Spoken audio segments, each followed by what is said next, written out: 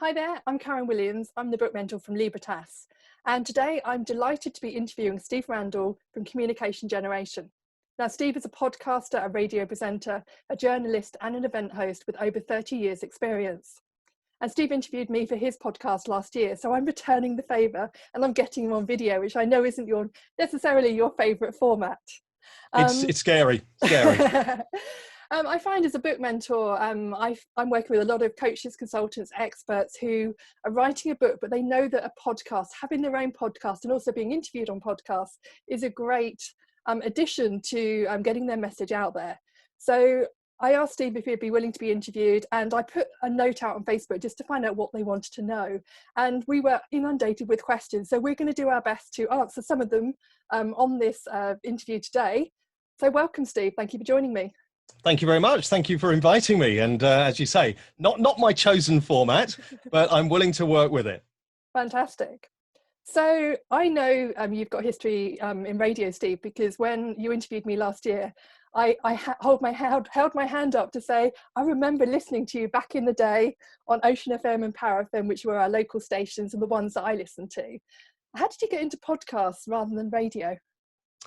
I think it was always sort of a natural thing for me because obviously there's a big similarity between podcasts and radio. I have always been an early adopter of technology as well. So when podcasts first became a thing back in 2004, 2005, I'd heard about them. I thought I fancy doing some of that. I was doing music radio, so I wasn't doing a lot of speech content. But one of the things I was really interested in at the time was the paranormal. Okay. And I had a friend who was a medium, and we did a few radio shows, but we decided to expand it by doing a podcast. And I made a few episodes, put them out online.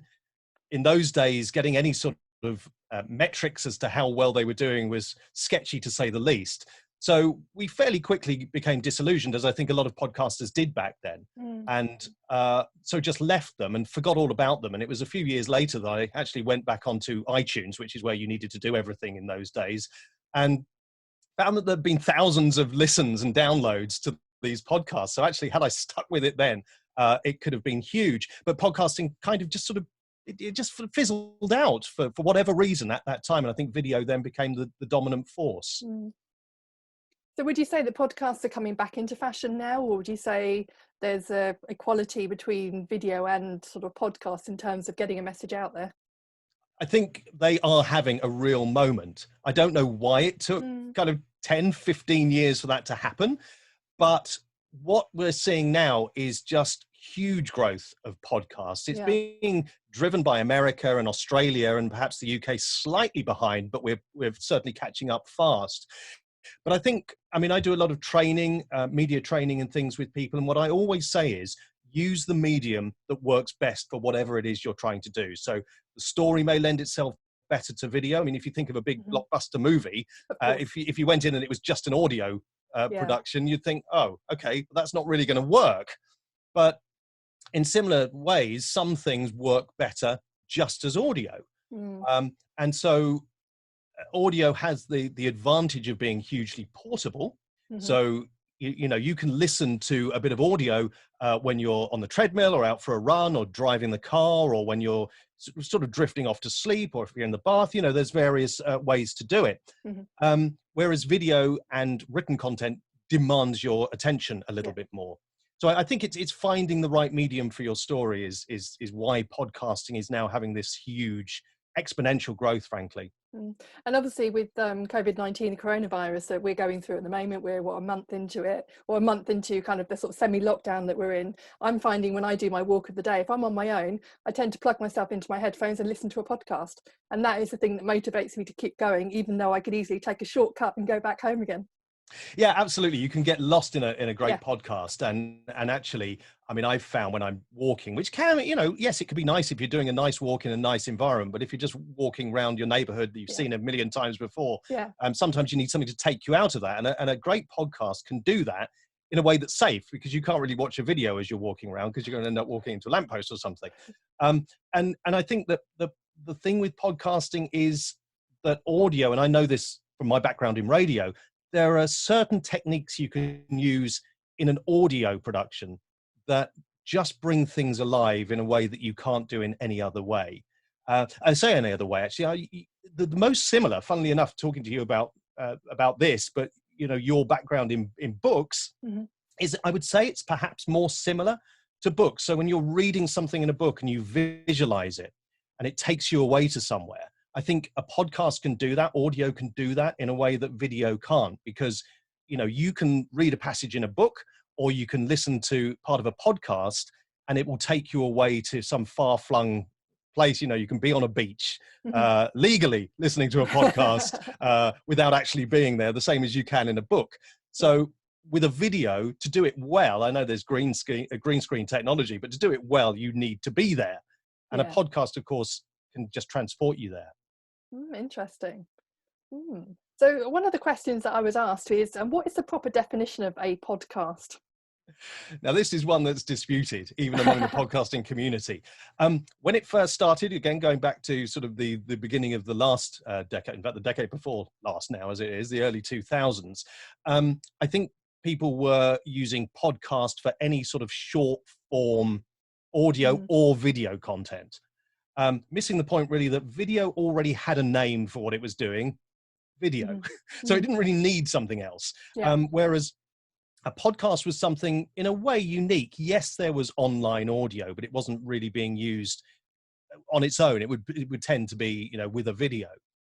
So a podcast back then was kind of audio or video, but it was something that somebody created and put online. I would say now the best definition is that it's an on-demand online radio program. Okay. And I use the word radio on purpose, because you could do any bit of audio and just put it out, and yes, that would be a podcast.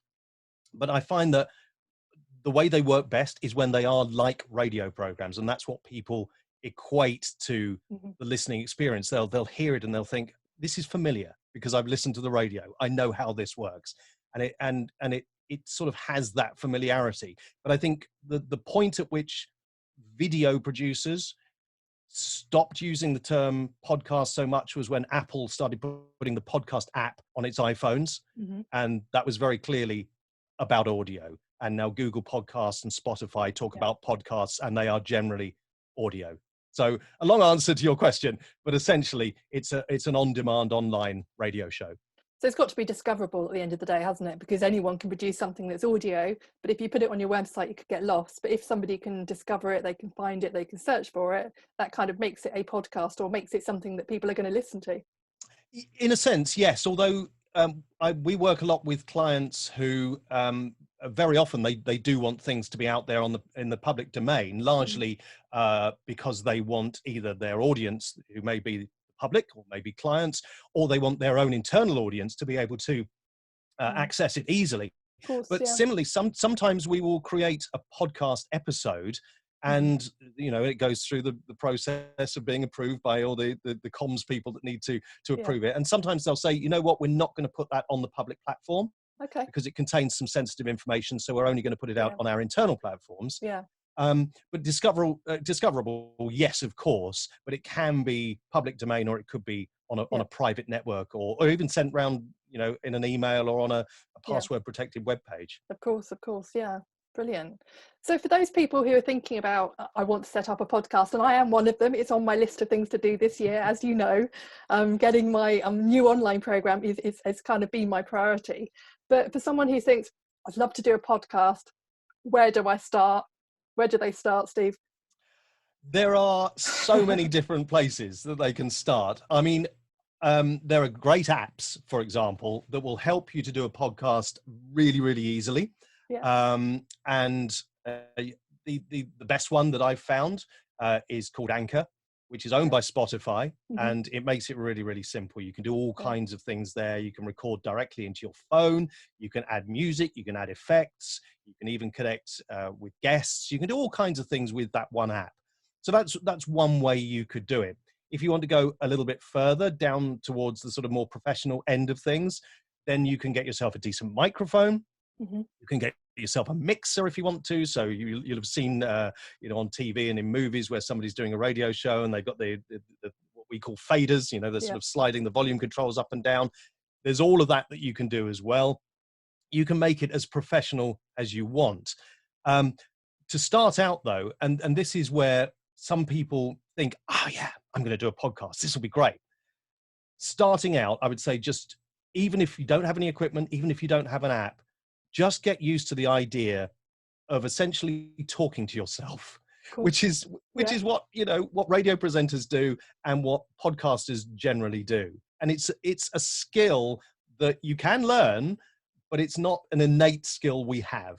So I would say practice sort of putting your story together and saying it out loud. As you mentioned, I've been doing radio a long time. Excuse me, fiddling with my earpiece. This is the difference with video. You wouldn't see me doing it if it was just audio.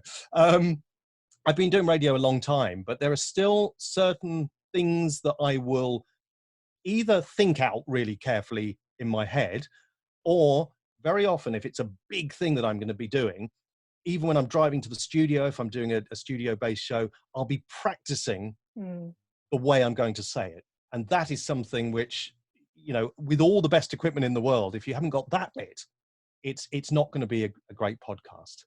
So in that respect then, Steve, if you were doing a podcast, would you script it? You know, how far would you script out a podcast if you were just delivering it to your own, you know, smartphone or a microphone or, you know, any audio equipment?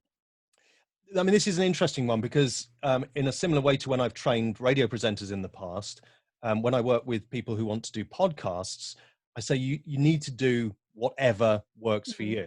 Yeah. So there are some people, again, equating it to radio, there are some people who have been doing radio for 20, 30 years and they still script out every single word they're going to say. Okay. Now, they don't necessarily stick to that. Some do, but some don't.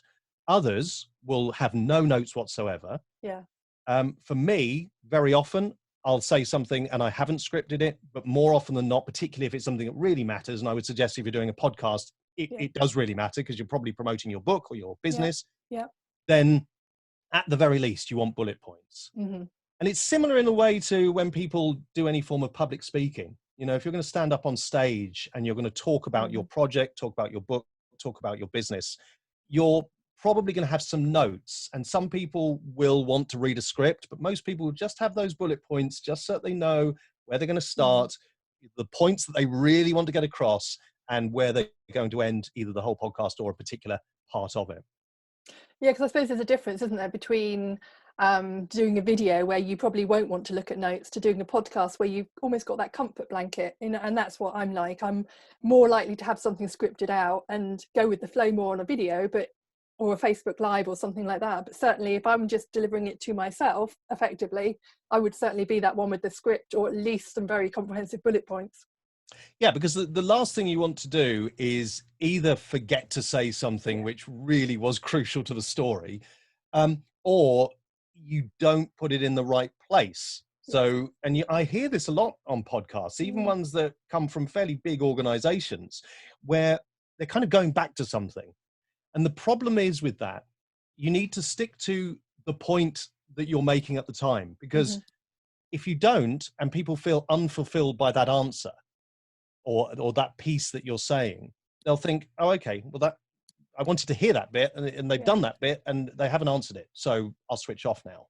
And to go back to it later and say, oh yeah, I should have said then, that's not going to work. So I think certainly having some bullet points and some idea, almost like a storyboard. I mean, again, you know, your audience will know this because it's mapping out the story. That's all you're doing, whether you're doing a podcast, a video, a book, writing an article.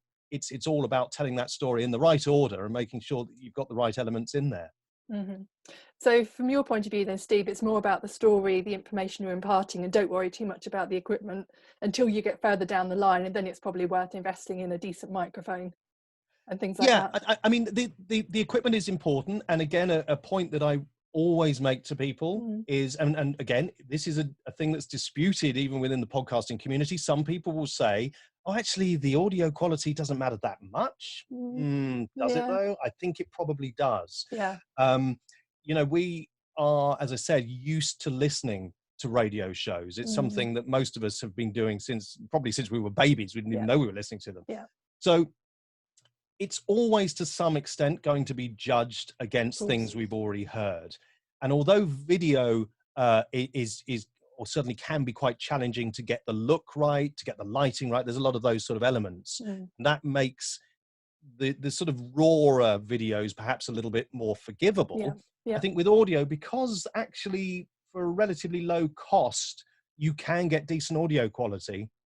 I think it's less forgivable to have bad quality audio on a podcast. Yeah, no, I would agree with that. So what sort of microphones or what sort of equipment would you recommend people invest in? Well, I mean, this is great, because actually the microphones that you can get, usually for less than £100, are pretty good. I mean, you can spend, say, 30 or 40 pounds.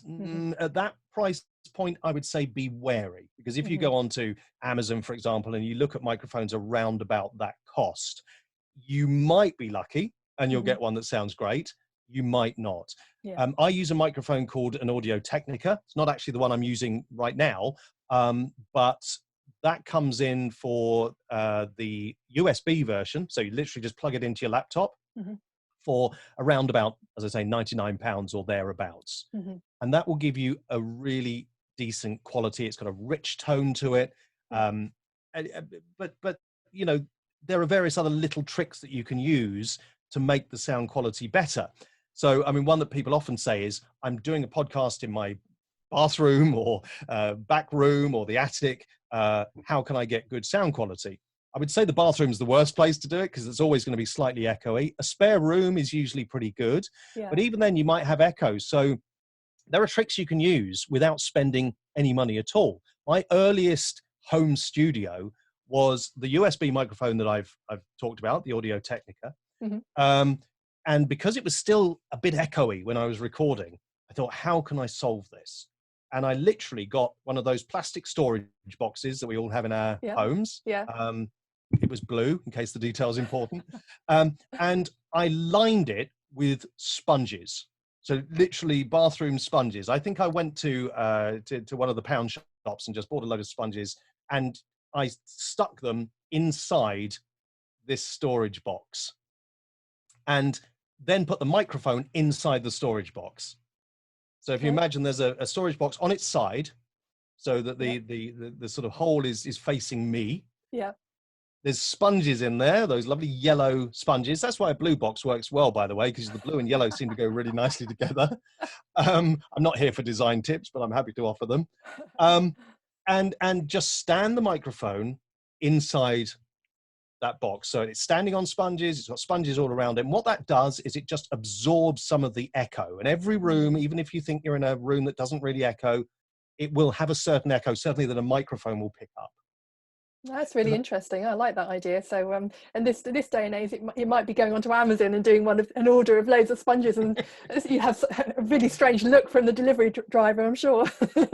I think I got a strange look when I went into the pound shop and bought multiple sponges. I thought, hang on a minute, what's going on? It's a great idea though, because you know I've recorded my last book, Becoming an Authority, as an audiobook, and I went into a studio to do it because I knew that would be the best quality. For me, doing an audiobook, I wanted to do it the best possible way. And obviously it's similar. I know they do podcasts as well in that studio. So you could rent a studio, or you could, I think it really depends on yourself, doesn't it? Because if you go to a studio, you could probably get quite a few done, you know, in a few hours anyway, if you're really organized. So it comes down to organization, doesn't it?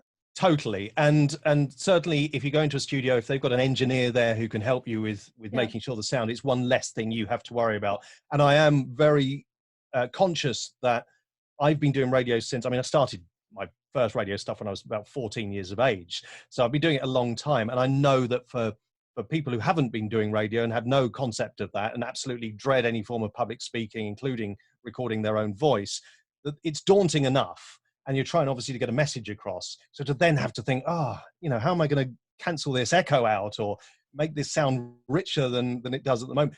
Maybe that's just too much. And you'd be better off going into a studio, getting somebody who can record you properly to do that. But other things you can do. I know a lot of podcasters, and at the moment, a lot of radio shows are coming from people's homes as well, even on big national stations. And sometimes it's a microphone on the bed, and somebody's got the quilt cover over their head to give them that sort of dull sound, which is what you're trying to get everything to be kind of just zero behind you, so there's no echo. The other tip that I would use, and again, you can do this particularly if you've got a USB microphone and you're using a laptop, because the microphone will take its power, by the way, from the laptop, is you could sit in the car. If you live on a quiet street, or there's somewhere that you can go where it's quiet, obviously within the current restrictions, you can sit in the car, and cars have an inherent dull sound, because when you think about it, they tend to have carpet on the roof. The soft furnishings are all around. Yes, you've got the dashboard, but everything around you is pretty much soft. So soft things absorb echo and absorb sound, so we'll stop the echo. So, and anything you can do that will do that is what you're looking for, really. Brilliant, some great tips, thank you. So yeah, from a sort of recording point of view, so we've talked a little bit about script, and we talked a little bit about microphones. One of the questions that came up is what is the best way of doing it? You know, obviously we're doing an interview which we can turn into a podcast, and it's also available as video as well. And for people who are starting out doing a podcast, should it be them delivering, or should they be interviewing people? What's the best practice? Again, that will depend very much on the story being told. Yeah. So if you are an expert in your field and you have information to share that people want to hear, then probably the best way to do it is a monologue. So it'll literally be you giving that information, not going perhaps too much into different topics. You probably want to keep each episode focused on a topic or a subtopic, depending on whichever field you're covering. And that may be the best way to do it. If, for example, you were writing a book and you were drawing in expertise from other people, then on the podcast, you might want to draw those same people in, or similar people, to help tell that story. So it can work in a variety of different ways. And obviously, if you had two people who were co-authors of a book, they might want to be having a dialogue between them, which can be achieved, you know, either in the same room when that is possible, or remotely is absolutely fine. And it really is kind of thinking of the story. What do we want to achieve from this podcast? And then working out the best way to tell that story. So for me, being a writer, if I was doing a blog, I would focus on one topic. So it's really exactly the same information. You kind of, so if I was writing a blog, okay, what is my purpose of writing it? What one topic am I writing about? And it's very much the same with the podcast. It's just keeping it really simple, isn't it? Yeah, it is. And interesting you mentioned a blog there, because there's a big word that's often used in marketing, particularly in content marketing, which is repurposing. Repurpose your content. And in terms of somebody who's already got a blog, or a book, actually, for that matter, repurposing is for a podcast is as simple as reading it out. If you read a bit of it out, so you read like half a chapter, or you read a part of a book, or you read an entire blog post, you've repurposed your writing into a podcast. So it just works perfectly doing that. And obviously you've got essentially a script there, but again, if you feel more comfortable, you can go off script and add little bits in and give people something that maybe is a little extra to what they would have found in the book. Yeah. Well, one of the things I recorded why I recorded Becoming an Authority as an audiobook, and I did it purposely in 16 very short, maximum 20-minute chapters. So I know that I have got 16 podcasts, which are just sitting there waiting for me to top and tail when I'm ready to do it. So, you know, there's method in my madness of launching that as an audiobook. Absolutely. And it works the other way as well. If you're a natural speaker rather than perhaps a natural writer, you could start with the podcast. You could do a series of podcasts and then repurpose them into a book or into a blog. So you can literally do it the other way as well, which is a great way to do it. That's the next book, and that's next year, not this year. I won't go there at the moment. So from a sort of okay, so you're keeping it simple. We're looking at story. What kind of would you say is the optimal length for anything like a podcast? I mean, the data will tell. How long is a piece of string? I just, as I said it, I went. How long is a book? You know, it's 20 minutes is kind of seen to be the average length. Now that's based on statistics from some of the platforms that podcasts are listened to on. So they obviously, average it out and say people will listen for 20 minutes. Now, within that, of course, you've got some podcasts that aren't that long. So obviously that's going to skew those stats. If you're only making a 5-minute podcast, but lots of people are listening to it, then that's going to change things. And some podcasts are 2 hours long. So it's really going to depend on the subject matter. It's going to depend on how compelling a storyteller in terms of audio storytelling the presenter or the podcaster is. And it's also going to depend on what you want to achieve with the podcast. So if you've got a fairly short story that actually, if you just recorded it as an audio book, for example, it would be maybe an hour. You might think, okay, I don't want to do an hour-long podcast because that's one episode and I'm done. Yeah. I might be better off doing this as 12 5-minute podcasts, or adding bits in and making them 10 minutes, or just kind of mixing and matching and seeing how it works for your story. I would say 20 minutes would be probably as long as you would want most, certainly monologues to be. Because that's a long time to be listening to one person's voice. If you've got lots of different guests, I mean, for example, we make a couple of podcasts for clients who are multinational companies, and we bring in guests from around the globe. We will probably have 5 or 6 minutes with each guest, and then that's all recorded remotely, so we're able to do that with people from, as I say, all around their company. But then it moves on, and if any one of those interviews was 20 minutes, it would probably seem too long. But I mean, we record 20 minutes and then we cut it down to 5 minutes, and it works perfectly. So is your expertise in the editing? So I know you help people so they do the podcast and you help them to put it all together. That's right, isn't it? Yeah, we do everything from a consultancy role where I can spend half an hour with somebody and just go through what they're looking to do with their podcast, give them some best practice and some ideas of how they might want to frame that story, give them all the kind of technical bits and pieces of how they might want to do it, and then off they go and they do it, and it's one session and we're done. And they can always come back and ask questions, and if they want an ongoing mentor, that's fine.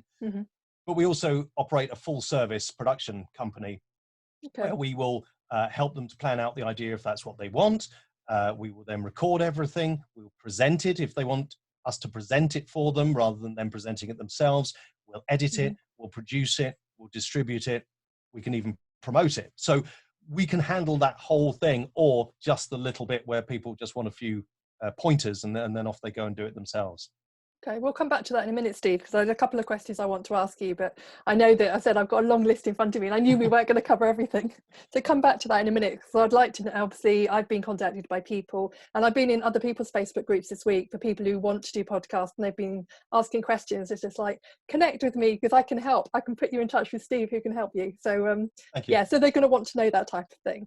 But just a couple of questions before I wrap up is, you've got your podcast, you think, right, I've recorded it, I've got a really good story, you've got it ready to go. Where do you host it? How do you get it out there to the people who need to listen to it? Okay, so there are 2 elements to this. One is a hosting platform. Now, it's possible to host the audio on your own website, but I would never advise that. That's quite a big file, I'm assuming. Yeah, it's a big file, and most servers that you would have for your website are not optimized for that. So they will be used to handling websites, and that's fine. What can happen, and bear in mind, you're hoping that you hit the sort of the sweet spot and everybody loves your podcast and they share it and they tell everybody about it and you get loads and loads of listens. If you do that on your own web space, what might happen is it'll overwhelm your server. Not only will people find they can't get your podcast, but it'll also take your website and possibly your email down. So that's what you don't want to do. It's not worth doing that. So use a podcast platform. There are loads of them out there. The one that we tend to recommend and that we use is called Spreaker. So speaker with an extra R in it there. Yeah, I've heard of that one. Is great. So once you produce your podcast, you can upload it there. You can, if you want to, then send it through to various different podcast aggregators. Now, this is the next important step because you've got somewhere to host it. So I mentioned Spreaker. There's also Libsyn and Podbean and various other ones, Acast, and the list goes on. What you then need is for people to be able to get the podcast in their favorite podcast apps. Yeah. So I mentioned Apple Podcasts earlier on, but there's also Google Podcasts. Spotify is a great place to host your to aggregate your podcast, to make it available. There's Podchaser. I mean, there's a long list, but the main ones you want to be on: Apple, Spotify, Google. Get them out there. If you've got an international audience, there's iHeart Radio as well, which is important to be on for America. But you want them on there, and it's a simple process of either using something like Spreaker, where you can then get them to send it out to those aggregators, or you can do it yourself and have a bit more control over it. There are pros and cons of doing it each way. But essentially, you need to have it hosted somewhere reliable that knows about podcasting, and then get it onto these other platforms. And then obviously promote it as well, to tell people about it. I'm assuming some people might just find it, through some of the keywords you use or some of the language you're using, because I'm assuming it needs to stand out from the crowd, but you have to tell people that it's there as well, don't you?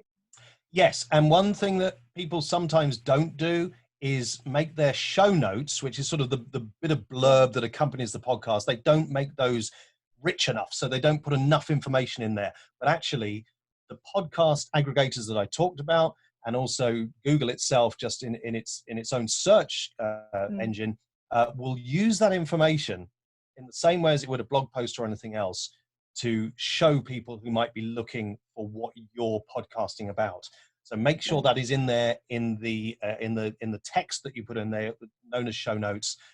They are working on some clever stuff where actually, particularly I think Google, where it will effectively listen to your podcast in superhuman time, work out what you're talking about, and it will use that for search results as well. That's early stages, but it's coming. But at the moment, you need to make sure your show notes are really quite comprehensive and cover all the topics that you cover.